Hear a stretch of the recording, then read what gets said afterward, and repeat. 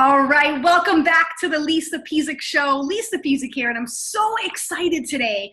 I'm here with my good buddy Sean. He's a certified high performance coach, and we're going to be talking about risk taking, overcoming fear, taking that path. You know, when you got plan A and plan B, and you just keep taking plan B because it's safe and comfortable. How do we either jump into plan A, start to take those steps towards plan A, and just live that life that you love and live that life that you know that you're meant to live? So let me tell you a bit about Sean. So yes, he's a certified high performance coach. He helps entrepreneurs and people learn about personal development so they can consistently, I love that word, consistently experience more joy, growth, and impact in their lives. Now, for the last 11 years, Sean has worked in various technical positions at Walmart and Apple, and he's worked in logistics and software development and quality assurance. But for the last 3 years, he's served as a high-performance coach to executives, entrepreneurs, mental health professionals out in California, and he helps his clients reduce stress, finish overdue, I love that word too, overdue personal goals, and connecting more with their kids. So you should be getting an idea in your mind of how awesome Sean is, and he's here with me today. So Sean, thank you for being here with me. Oh, thank you for having me here. I'm so excited to be here because I love what you're doing, and I can barely talk. I'm so excited. So. Awesome. I love it. And Sean and I met online, and we're all kind of connected in this like high performance, one up in your life kind of community. And I think our energy and our spark just kind of instantly connected.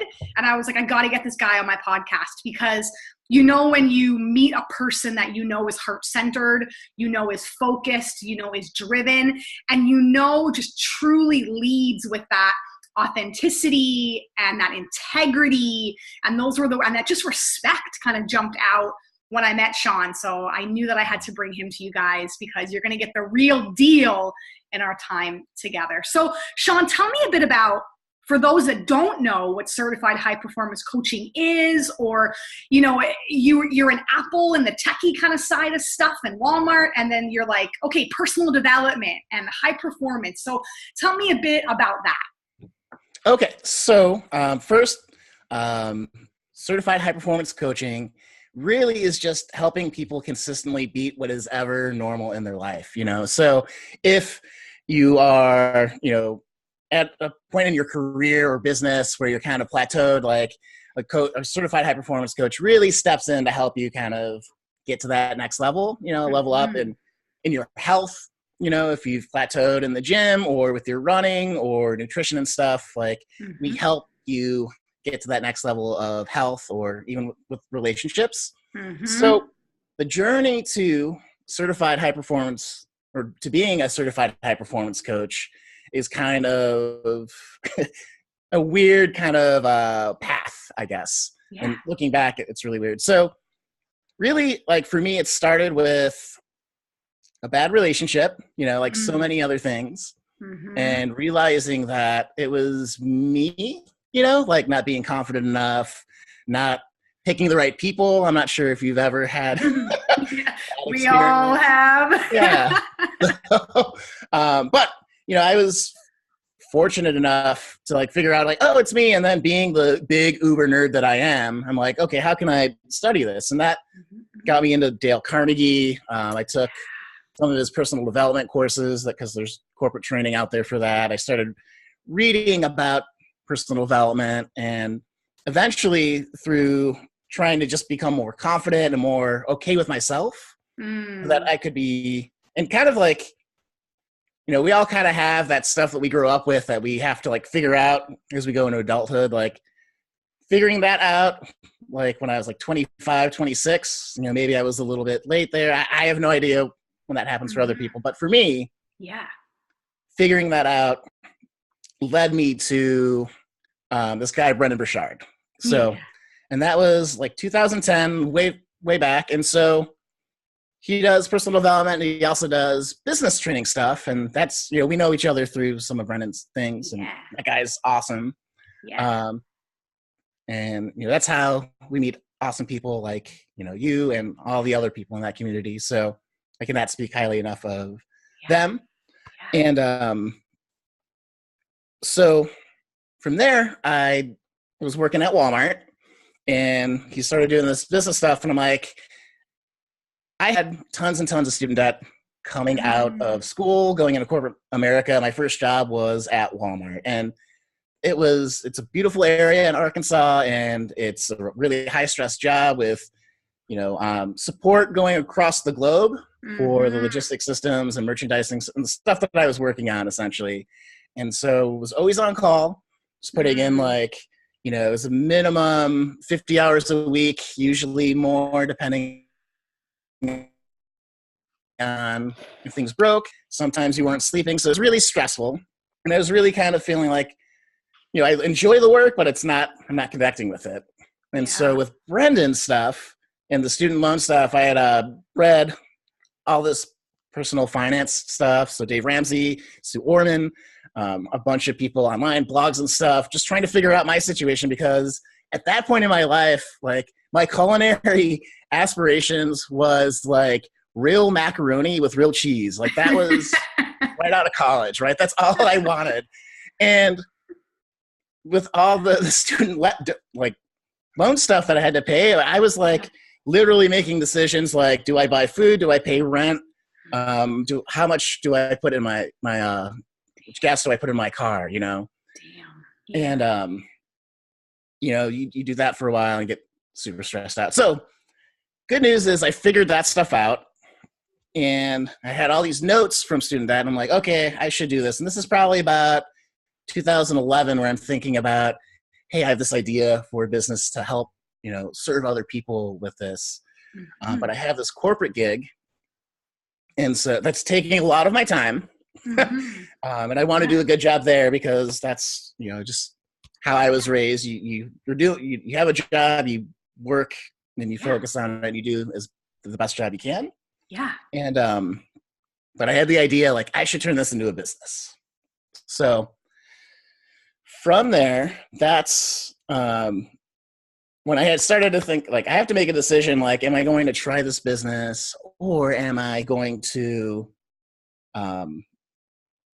just continue doing this and whatever. And then I remember thinking, eventually got to a point where it's kind of hemming and hawing. And I'm sure we've all been there too, when you have that big transformation you want to make in your life and the career with, upgrading your relationship, or, having kids, or moving across the country, or,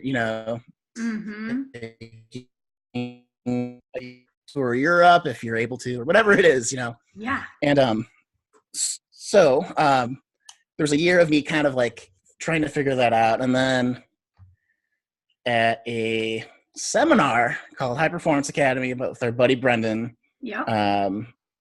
I was asked the question, are you living your truth? And I nearly fell out of my chair because I didn't like the answer to that question. So, and this is a long way on how I became a coach, but this story is really important to the topic we were talking about, is making the big jump and making the big risk. And this is the pivotal point that I can trace to becoming a coach. So, but I didn't like the answer to that question. Are you living your truth? Yeah. And it's something I think everyone should be asking themselves often. We don't really think about, sometimes you get so into the bustle and hustle of life and things are just happening that you don't stop to take a minute and be like, wait, is this really what I want to be doing? Is this where I envision my life, Yeah. So I made the decision that I was going to, 2 months, I was going to get my affairs in order. I wasn't tied down with any relationships at the time. I had wanted to get back to a bigger city. I had ideas of going out to San Francisco or back home to Chicago. And so I made that decision, and I, called my mom that night to say, hey, I'm doing this. And her exact words were like, oh, thank God. Really? You've been struggling for longer than you needed to, and you needed to figure this out on your own. But like, thank God, go. Like, which is a good sign when your parents are like, hey, you need to do this. Yeah. And then later that night, out of the blue, I had a college buddy call me. He was living in Oakland, California. And he's like, hey, you should come live in my spare bedroom for as long as you want and get things figured out because you need to be out here. Nice. And so the synchronicity of like making this bold action that morning, having some encouragement, and then this out of the blue opportunity, it really strikes home that the world conspires to help you when you take bold action towards what's in your heart. Ooh, I hope everybody wrote that down. The world conspires to help you when you take bold action to do what's in your heart. That's amazing. That's amazing. So, that moment changed everything. So I really quickly packed up everything into my Honda Civic and scooted from Arkansas to California, make sure he was wouldn't be like, actually, I thought about it. Change my mind, yeah. Yeah. Maybe not. But to take that opportunity. And, so I went back. I remember handing in my badge the last day at Walmart and just feeling this weight off my shoulder. And then by the time I had walked into the car, closed the door, and I start panicking because it's like, wow, this is real. Wow, did I just mess up my life? And it seemed that big.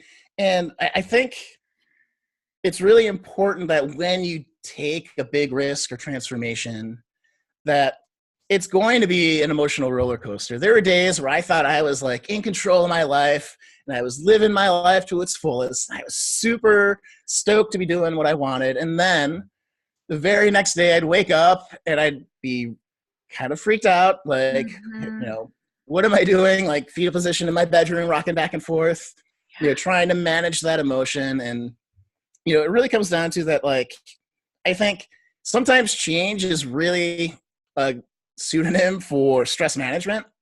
When you're in a transformation, your psychology will be projected on what's happening in your life and be amplified a lot. So if you're going into it with awesome psychology and feeling good and stuff, that's going to be reflected back at you. If you have any type of fears, like expect that you're going to have fears and that's going to be reflected too.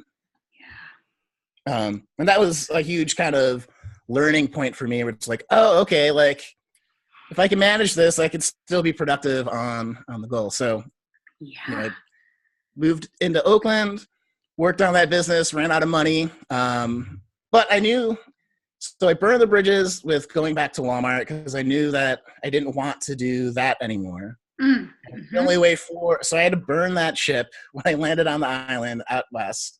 But I also knew that if push came to shove, I was in the heart of Silicon Valley and I could find another job if I needed to. Yes. If the business didn't work out. So I couldn't figure out how to have that business make money. So I just wanted to help people. So I ended up giving a bunch of stuff away for free, and that was really fulfilling. And I learned a lot about myself, about business. And that's how through that work actually is how I got the job at Apple. So when the same guy was like, hey, you should, I had 2 weeks left of cash. I'm like, okay, what am I going to do? Like, I need to figure out something. He's like, oh, I have a buddy that's, they're looking for people. You should go talk to them.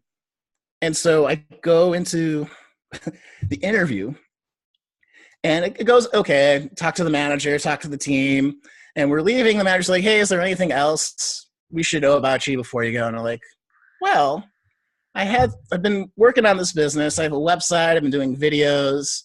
And he's like, oh, can we pull it up? And so he saw all the work I had done the last 9 months and I was terrible in front of the camera. And he's like, hopefully we won't play this video for you, but did you figure out the lighting? Did you figure out how to record and stuff? And I'm like, yeah.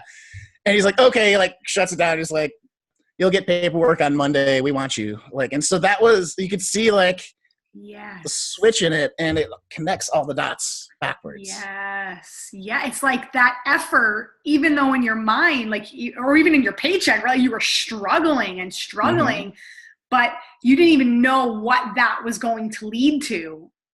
Right. If you didn't put in all that work and do that, you wouldn't have the job that you have, or you wouldn't know about yourself what you know. And that ability to struggle through it, I think, is huge. And something that's jumping up through all of this whole connective story that I love about you is the personal responsibility that you've taken for every single thing that you've done, because it's so easy to blame and shame. It's so easy to get into that victim, woe is me. I tried this thing for a couple of months and it didn't work out, and I'm a big failure and I suck. And, you know, like you said, you do have those moments where you have that emotional roller coaster that comes. We all feel that. We all listen to that voice sometimes, but you can't stay there. Like, I love that even from the beginning, you're like, I was in this relationship and it wasn't so good. And I thought, well, how can I change that for future relationships? You weren't like, wow, this girl I dated was terrible and putting the blame on. You're like, okay, you know, what did I do wrong in this situation, or who I chose to, you know, be with, or I got to look at myself, right? And then that was kind of all along the way. You're like, you know, am I living my truth? I didn't like the answer to that question. So now I need to go and make a change. You know, so many people are waiting for other people to save them, or they're waiting for permission from other people to say, it's okay, go do that. You didn't ask your mom's permission to make that change. You were like, Mom, this is what I'm doing. And we think that people aren't aware of who we are, and they are. Right? Like, your mom wanted you to figure that out on your own, but she knew you were suffering.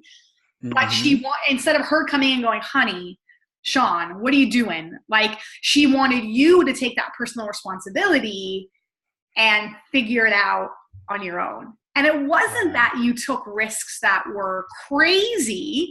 They were calculated risks. Because like you said, you moved to a highly profitable place where, as Brendan likes to say, you know, I believe in my ability to figure it out.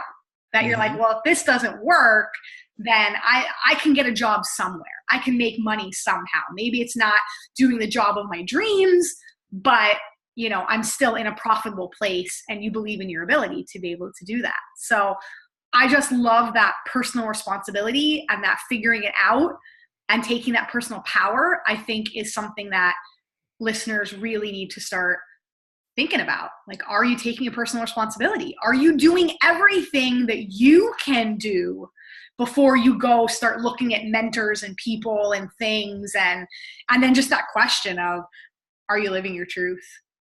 That's, right. You're like, those are all those questions. You're like, I don't want to answer this. But comfort is rough. You know, it's like, comfort is what holds you in a certain place. And you have to know when it's time to kind of jump. So you got in your car, drove out there, staying with your buddy, working on your high performance stuff, mucking your way through those videos, but at least you started. So many people won't even start, right? Like, you look back at even Brendan, I remember he showed us his first like sales videos and things, and they were awful, right? And he was showing us with Life's Golden Ticket how the sales video for the book, he literally, him and his buddies, like, they shot it like 300 times. It's like a 2-minute video. And like, everything was just, you know, terrible. But it's like, he had the guts to start. And that was you. You had the guts to make those videos and start, which then led to your job at Apple, which is amazing, right? And led to future growth and, like you said, learning about yourself. And so what was going through your brain when you, like, I want to go back a second, where you're like, I've got, you know, 2 weeks worth of pay left. And you're like, like, were you like, oh my God, I shouldn't have done this. I'm such a loser. Or like, what was your mindset? Like, when you literally were at like the lowest of the low, What was your mindset? And then how did you flip that? That I think it's a very good question. And I was a very weird time because at that point, I I remember feeling weird because I wasn't as worried as I thought I should have been. Okay. So, because I'm like, I'm gonna figure this out. And again, the world conspired to help me because I thought that wasn't living with the guy that I moved in. Yeah. Dave, if you're out there, shout out to you. Yeah. Forever grateful. Yeah. And I don't know. I felt like I am very lucky, and in that time, I'm like, I've done a lot of work. Like, I'll figure it out. And so he called again out of the blue and was like, "Hey, my buddy is looking at Apple. You should go talk with him." And so I looked at the. I guess it was just more like I got to do this. Like, I didn't even like worry about the stress. It was like, so I looked at the job description, and it was a technical like software position. I hadn't done software, so at the end of my Walmart career, I was a business analyst, so it was more talking with people and communicating between the business and the engineers. So I hadn't done software for 3 years at that point. Mm-hmm.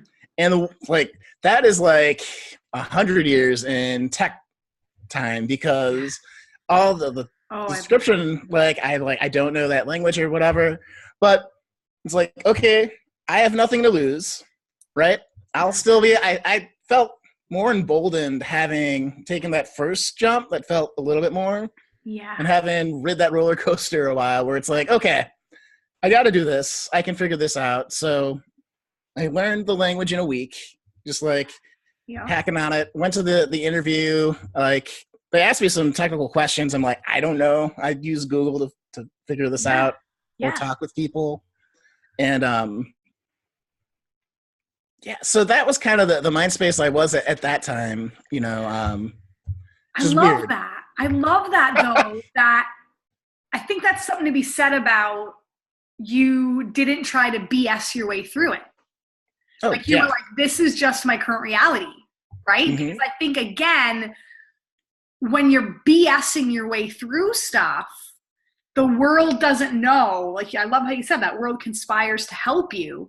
They don't know what to help you with if you're BSing your way through it.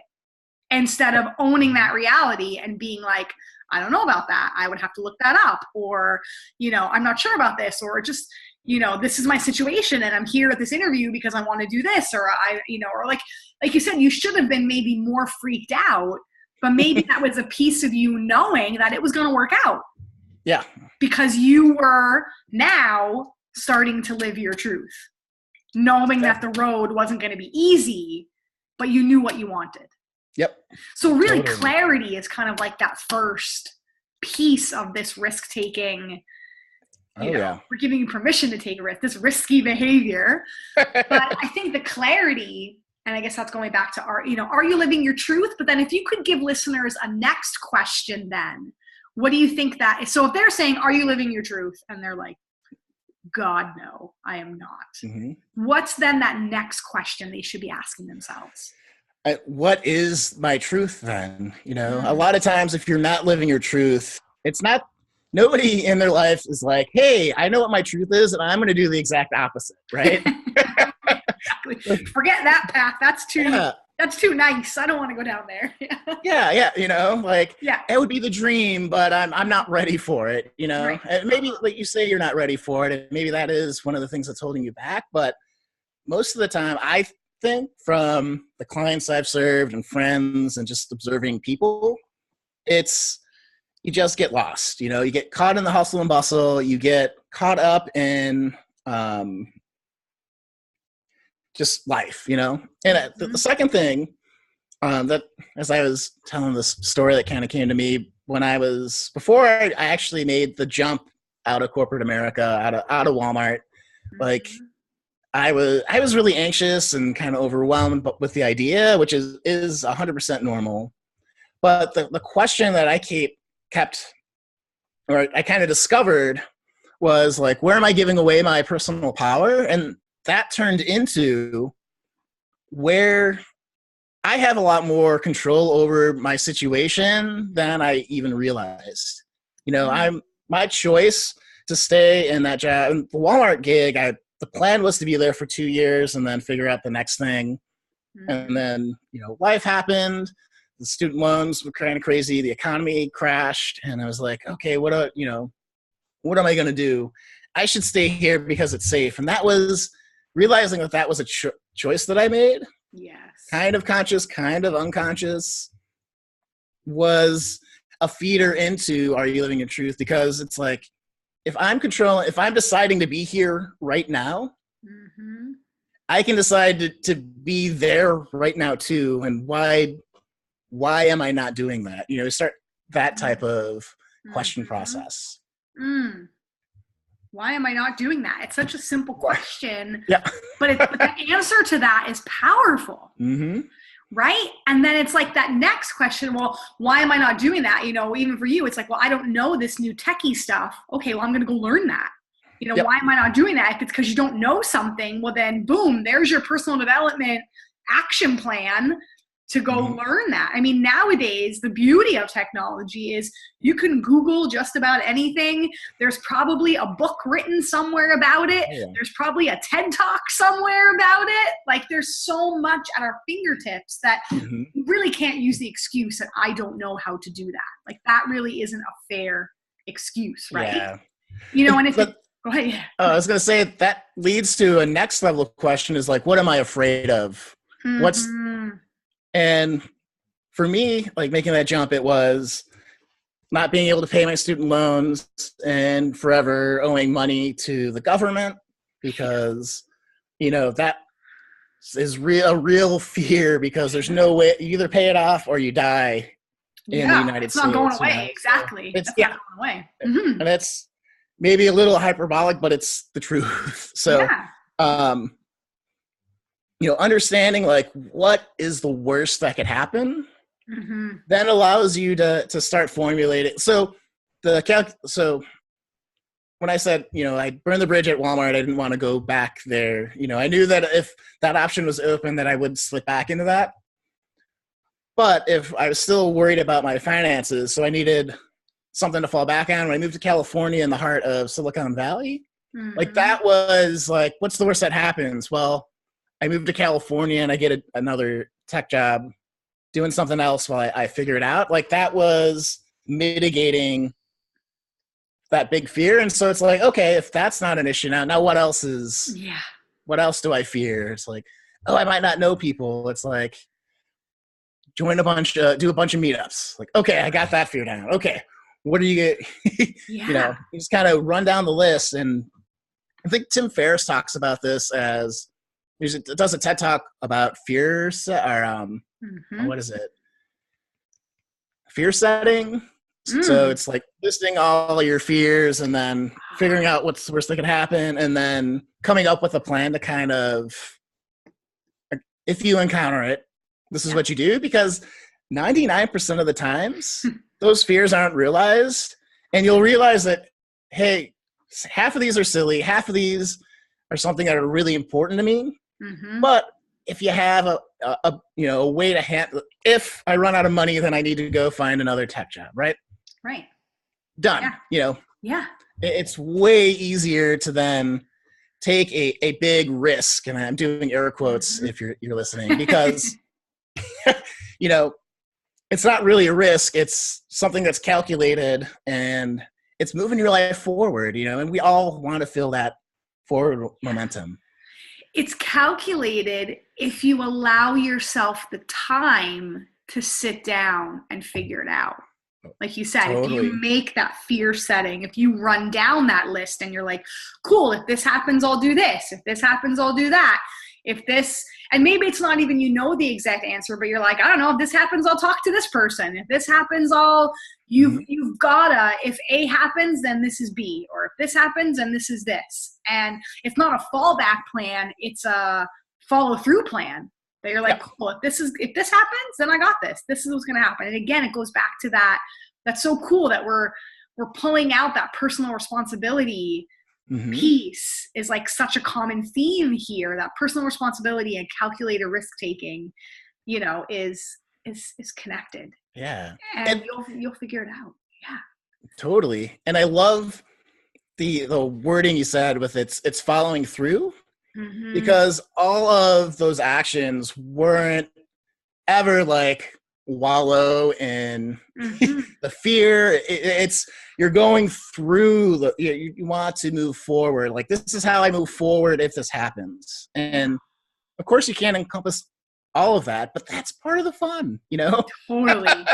Totally. Because do you ever think about what your life would be like if you stayed in corporate? Again, and not to say that that was a bad job or not, it just, Yeah. I mean, I'm sure it was great. It's just the reality of what it was. It just wasn't your path. It wasn't where you were meant to end up. Maybe it's where you were meant to start, but it wasn't where you were meant to stay or end up. And do you ever think about how different your life would be if you didn't take these calculated risks and you didn't sleep on your buddy's couch and you didn't make those videos that Apple could see, and you didn't choose to go to high performance academy and become a CHPC? And did you ever think about where your life would be if you stayed in that reality because it was comfortable and safer and calculated and easy kind of thing, right?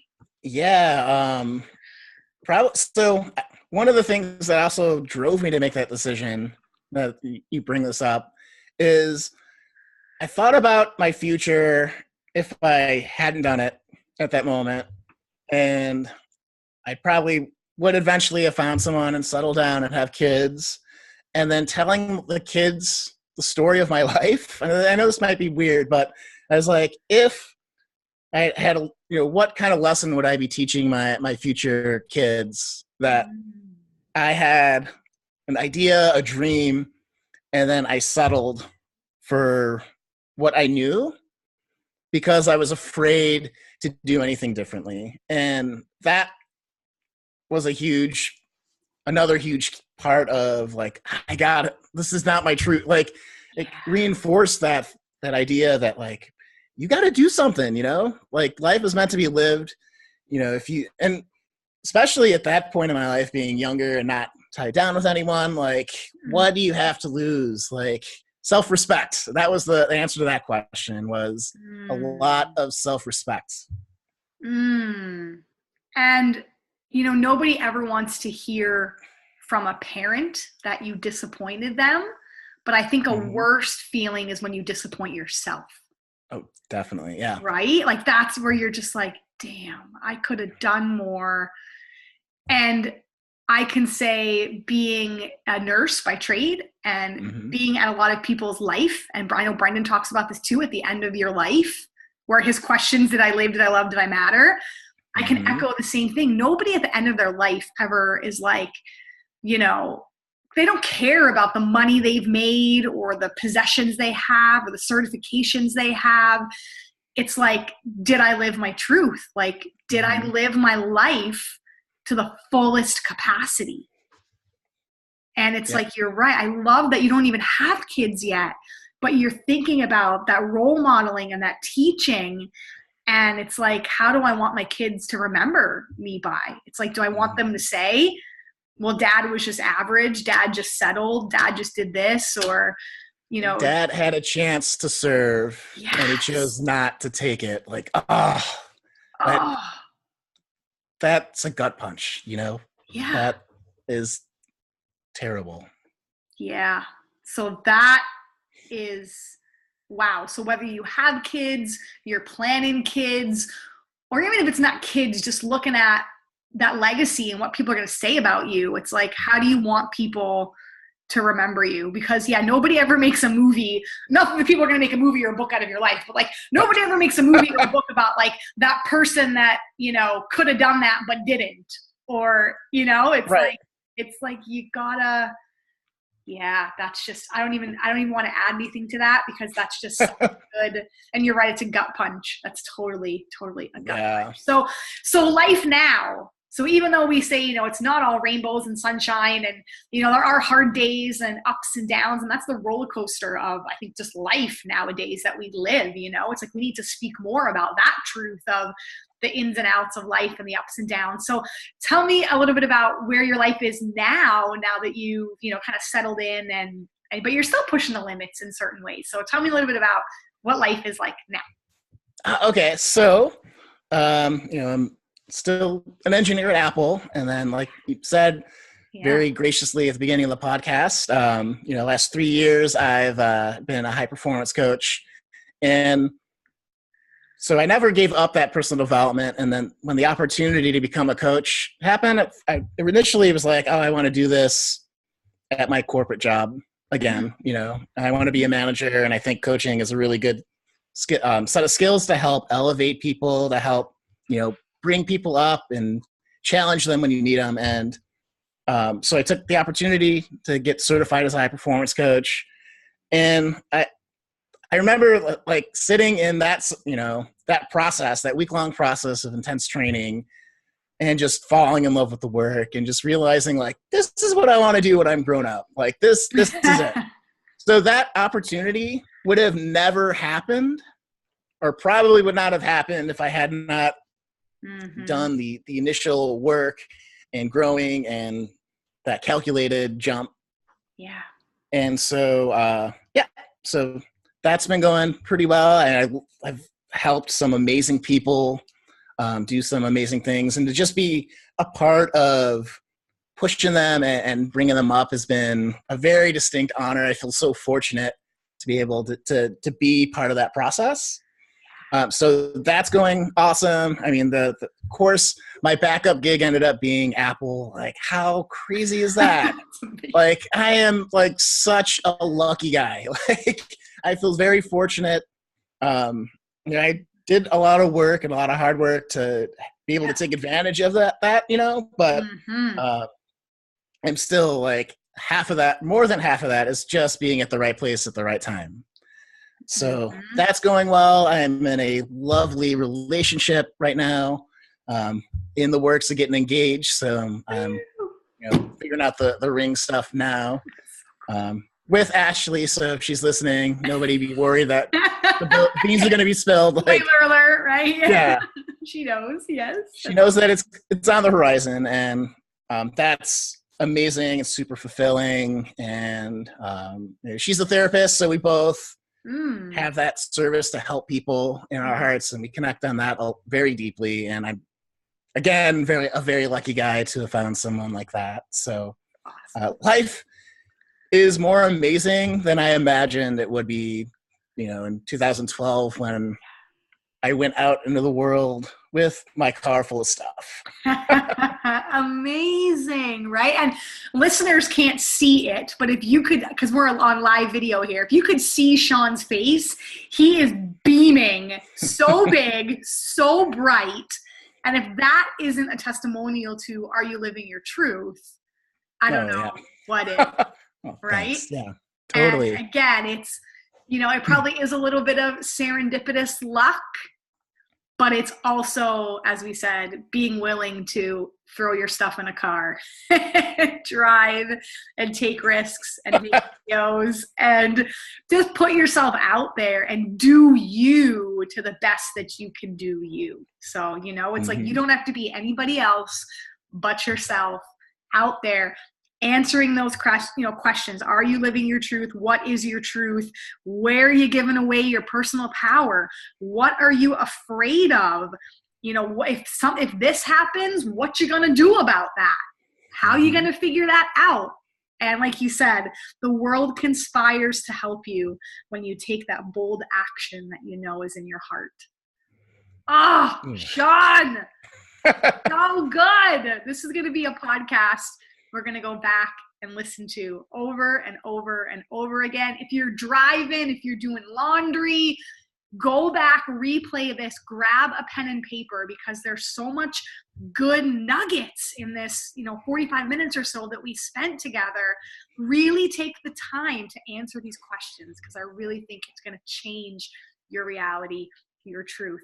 Now, if you want to keep in touch with Sean, get to know him a little more, how he can help you and serve you, He's got Sean, I'll put this in the notes, so don't worry if you don't have a pen and paper, but SeanButner.com/coaching, or you can find him on Facebook at Sean, Buttner, Butner Coaching there as well. So make sure that you stay connected to him. And I can't wait to hear about all the amazing things with Apple and your CHPC and the ring and the engagement and just craziness that's happening in your life. I'm so excited to keep in touch with you and hear how that all works out and goes. You know it's going to be amazing. Or no matter what, you're going to figure it out, right? Figure it out. Totally, yeah. Awesome. Do you have any last words for listeners? If there's one more thing I could impart, I just want to let everyone know that you're more powerful than you realize, and you got it. So whatever is going on in your life, big struggles, small struggles, you are more capable at handling it than you probably give yourself credit for. Mm-hmm. So believe that, because, I'm sure Lisa believes it. I know I do. Like, we are here to help cheer you on and support you. You guys got this. Go out there and just crush it, okay? Love it. All right, guys, thanks for tuning in, and we'll see you again on the Lisa Pezik Show.